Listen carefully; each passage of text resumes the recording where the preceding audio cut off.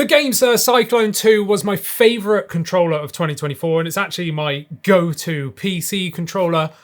But it's time for it to retire because a new kid's on the block. And that is this, the GameSir G7 Pro in collaboration designed for Xbox. That's right, we have an actual Xbox button on it. And I do want to preface this by saying, yes, this is like a pre-release box. This is not the retail box, so your box may vary. And as such, I'm just going to show you what comes inside of it. So you get an absolutely massively long wired braided cable, and that is because this only works on Xbox via wired method. So it's got a tri-mode connectivity. You've got Bluetooth, you've got 2.4 gigahertz dongle or wired. Yes, we all know that Xbox don't give out their wireless protocol to anybody, so it's got to be wired for Xbox only. But this cable does come in handy as well because you get a charging dock. So this is the charging dock for the G7 Pro. We've got some little prongs on there. I do notice actually, which is kind of strange,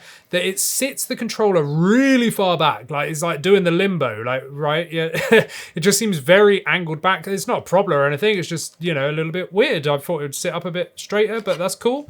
We've got a rubber foot on the bottom. It's really premium feeling. You've got a charging LED there as well. It's got smart charging, so you can leave it on there. It's also got the lift to wake thing. So once it's plugged in everything, you can pull this up and then it just turns the controller on and connects it to the 2.4 gigahertz dongle, which I've already put inside the base of the dock. So yes, this dock does actually act as a sort of dongle extender. So I really like the inclusion of that dongle, and I'm pretty sure they said that it's getting included with the controller. So the controller is an $80 controller. It comes out at nearly £90 here in the UK. So it is not cheap, but this is the G7 Pro, and it means it is absolutely specced out. One thing that I really like about it is the lack thereof of RGB LEDs.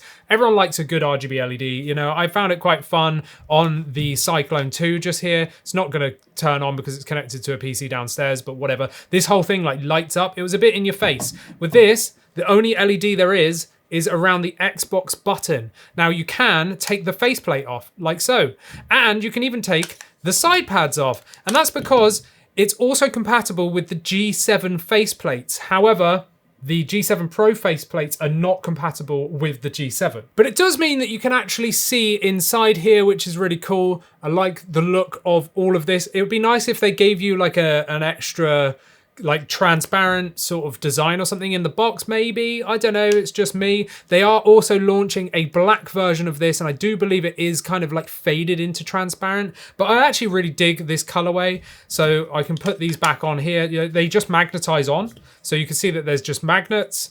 You just pop it on like so. And despite this, even though they're just magnetized on, they are lock solid in. That is stuck on there. I didn't even realize that was removable until I started reading through stuff, right? I was like, what? But anyway, this controller is absolutely ridiculous. Yes, we've got a little top hat on the top. I'm going to just explain that now. The little top hat is for playing wired when connecting to either a PC or the Xbox. So this just actually sinks in the back of this, right? Into the top there so that it's a real stable connection. It's not gonna like bend out or wobble. It's just a little grip that holds it. You can remove this and then it reveals a slot for those little phone holders so that you can put those phone holders in there and then stream, say, Game Pass to your mobile phone on the top just here. So I like the inclusion of that. And I actually like the inclusion of this to lock in your cable so that it won't damage the port or the end of your cable. So what are the specs of this controller? Well, this has a 1200 milliamp hour battery. That's quite a bit bigger than the Cyclone 2, which I'd like to see, which is awesome. There's so much going on with this. Seriously, there really is. We've got mechanical face buttons, but they are slightly dampened. And I'm just going to show you that quickly against the Cyclone 2. So this is the Cyclone 2, which is not dampened. Classic mechanical clicky mouse click sign, right? This is the G7 Pro. Do you see how it's just a little bit quieter? It's not as like in your face. That is totally dampened. They don't tell you that it is or anything. I can just feel that it is in comparison to like standard. We've got TMR joysticks. So these are still Hall effect, but imagine Hall effect, but like the next one up. So basically it's got a massive increase in resolution. So the area of which it can detect movement is way more precise. So it's kind of like the difference of going from like 720p to 1080p or larger actually, or 1080p to 4K. That kind of increase in pixel density is the essential difference between Hall effect to TMR. So TMRs have like the accuracy and everything of potentiometer sticks without the wear, and they're also lower power draw as well. And they still use magnets, therefore way less likely to get drift on the sticks. Now these sticks just here are super buttery smooth, as I'd expect from GameSir. They are really good with their sticks. It does have anti-friction rings, metal friction rings around the stems, as well as around the gates as well. So really, really smooth. Love this, really nice. We do have a mechanical clicky D-pad, but wow, is it responsive. Yes, it does rock left and right because it is a super sensitive D-pad, but we can swap them out. So if I take the faceplate out, it's much easier to get to this, which then shows you the little bits here. They include in the box. So now you've got a D-pad like this if you prefer this D-pad styling, which is kind of nice. It's kind of in between like your traditional D-pad as well as like a domed one. If I remove that, then you've just got the straight D-pad, you know, the classic style, if you prefer this one, which is probably my preference, to be perfectly honest. But I do like the look of the straight up dish. It's not even like a traditional Xbox dish. It's just like almost like a plate instead, but I do like it. On the front, the start button, the select, whatever they call them these days, we've actually got a share button because this is an Xbox controller. This is a licensed by Xbox controller, so we do have a share button. Yes, it does work on Windows as well with Game Bar. We also have the M button. Now this is not a mute button. This is for reconfiguring certain things. On the base, we've actually got a 3.5mm audio jack with a mute switch as well as a wireless mode to put it into pairing mode, which is awesome. We do have like a slightly rubberized plastic grip. So the back is actually slightly rubberized and the front is plastic. So plastic on the front, rubber on the back, which I do find incredibly grippy. It is a nice feeling rubber as well. On the back here, we've got the awesome triggers, which we'll come back up to in a second, but we've got the back paddles just here, which are nice and consistent. We do have locking back paddles. So if you don't like them, you can lock them and then you can't accidentally press them at all, and you can barely feel them under your hand, so they're not distracting. I do like that because some people don't like back paddles, but we do have two on the back here. I'll come back to these in a second. Let's flip over to the top. We've got extra ones here. So there is 4 remappable buttons up here that are in addition to everything else, right? And these are super clicky, clearly mechanical switches, really easy to get hold of. They protrude really nicely and they're so easy to get to. Now we do have what feel like membrane bumpers on the front, but they actuate all the way across. I really like that. And then we've got the triggers, which I really like are semi-transparent, right? But there's a few things going on with these. These are Hall effect analog triggers. Awesome, we'd expect that, right? Get this little swippy, quitching. Now we've got a mechanical switch, but they've also included rumble motors, which you can actually see activating once the controller is in motion, but right in the center there is a rumble motor. Now, I'll show you this in a bit, but if you've got it on analog mode, then the rumble will actually be dictated by how far you press it down. So it'll be like weak, weak, weak, and the further you press it down, the more intense it gets. It's awesome. If you put it over to digital, then it will just be 100% rumble straight away, and it can be game dependent because this is an Xbox controller as well. It will actually respond like an Xbox controller would if the game supports, you know, rumble in the triggers, which I really like. Not only that, in the software, you can configure it so that it can be a digital input, even though you've got it in analog mode. I don't know why you'd do that. Just put it into the, you know, the digital switch just there, but whatever. And that's pretty much it. It's a really well thought out layout on the controller. I love the aesthetics. I really dig this white and gray as well. The actual like ergonomics of it feel fantastic. It feels rock solid in terms of build quality. There is zero rattle. This feels like it could be an official Xbox controller, but better, like way, way better. This is going to be my go-to on PC now. Like absolutely, I'm going to retire the Cyclone 2, which I've loved. I've absolutely loved playing with this controller, but this just feels better in every way. But there obviously is a difference in price here. Obviously, this is about $50-ish. This is like 80, so, you know, bear that that in mind. Now, this controller is compatible with GameSir's Nexus app.